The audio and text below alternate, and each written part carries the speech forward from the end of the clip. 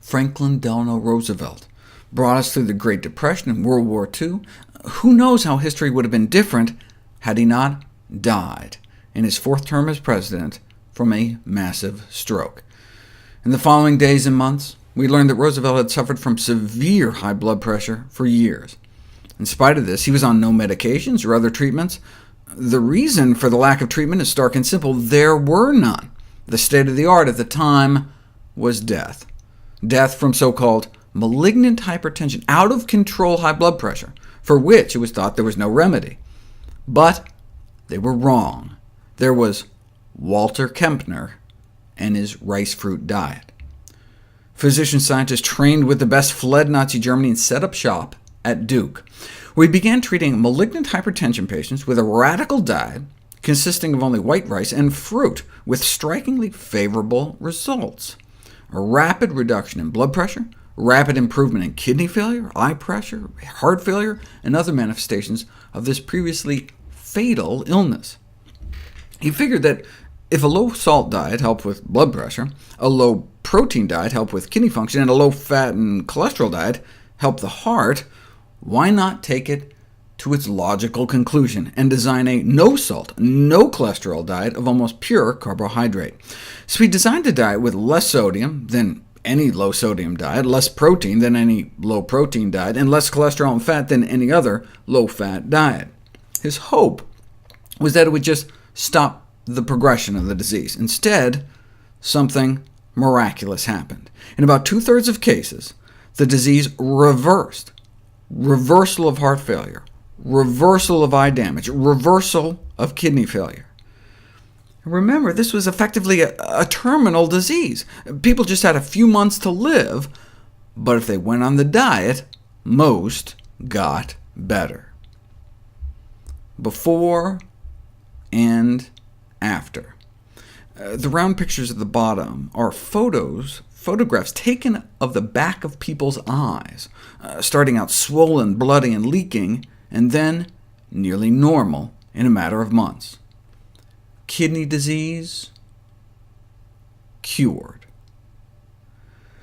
A striking fact is that in some patients, after being effectively cured by the diet over many months, they could then relax the diet to a more conventional plant-based diet and go on and live a normal, active life. The rice diet may actually drop blood pressures too low, so you have to modify it, add back other foods to bring the pressures back up to normal. An editorial in the New England Journal of Medicine described Kempner's results as little short of miraculous.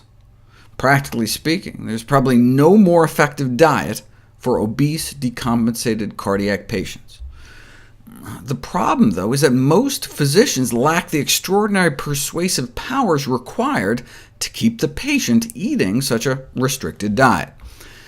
When Dr. Caldwell Esselstyn presented his study results, demonstrating in some cases reversal of near end-stage heart disease with a whole-food plant-based diet, the chair of Cleveland Clinic's cardiology department asked, how can we expect patients to stay on a strict diet like this when we can't even get them to quit smoking?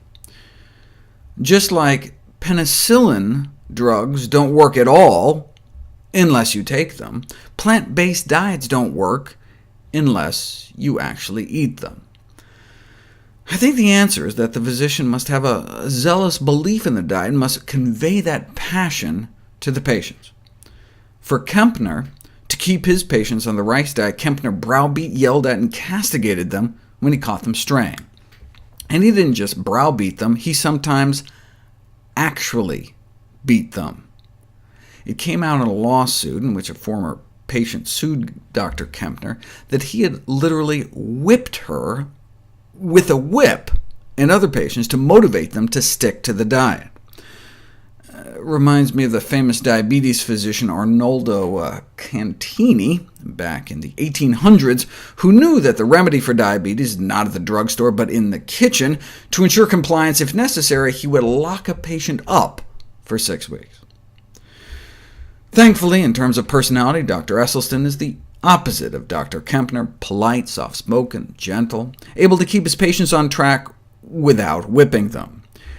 And last but not least, Esselstyn walks the talk, following the diet himself, whereas Kempner died of a heart attack, though at the age of 94. His work continues on in Durham, where they continue a relaxed version of the diet, allowing actual vegetables.